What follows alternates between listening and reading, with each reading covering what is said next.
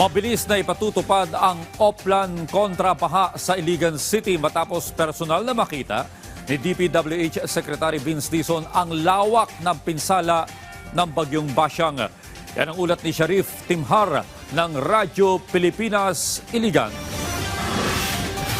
Ilang araw matapos manalasa ang bagyong Basyang sa Iligan City, agad kumilos ang Department of Public Works and Highways o DPWH upang inspeksyonin at simulan ang pagkukumpuni sa mga infrastrukturang napinsala sa lungsod. Personal na ininspeksyon ni Secretary Vince Dizon ngayong araw ang iba't ibang infrastructure projects sa lungsod na naapektuhan ng bagyo. Unang tinungo ng kalihim ang Tubod Bridge sa Barangay Tubod kung saan naipon ang makapal na debris na nagdulot ng pag-apaw ng tubig at pagbaha sa mga karatig barangay.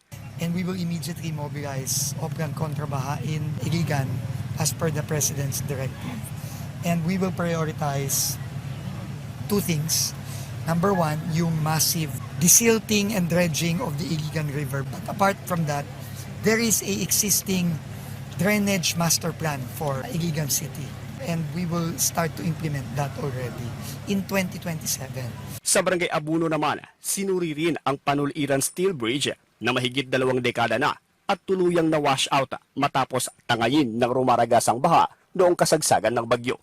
So dalawa yung kailangan gawin natin dito sa Barangay Abuno, no, na kailangan nating immediately magtayo ng temporary steel bridge ulit habang magpopondo tayo ng permanent bridge sa 2027. No, kasi ang immediate concern natin is makatawid yung mga residents ng Iligan City. Binisita rin ni Dizon ang nasirang steel bridge sa Purok G's Riverside, Barangay Palao sa gilid ng Iligan River na nasira rin dala ng malakas na agos ng tubig. Samantala sa Purok 21, Barangay Mandulog, nakita rin ang pinsala sa Mandulog Flood Control o Grouted Riprap na katatapos lamang noong Nobyembre ng nakaraang taon, ngunit nasira dahil sa lakas ng tubig dulot ni Basyang. Ang kabilin-bilinan ni PBBM is kailangan talaga yung mga nasira ng bagyo, kamukha nitong flood control nito, ay kailangan maayos agad bago mag-start na naman yung tag-ulan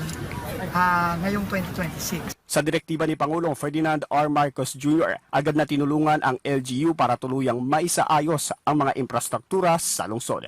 Mula rito sa Iligan City, para sa Integrated State Media, Sharif Timhar ng Radyo Pilipinas, Radyo Publiko.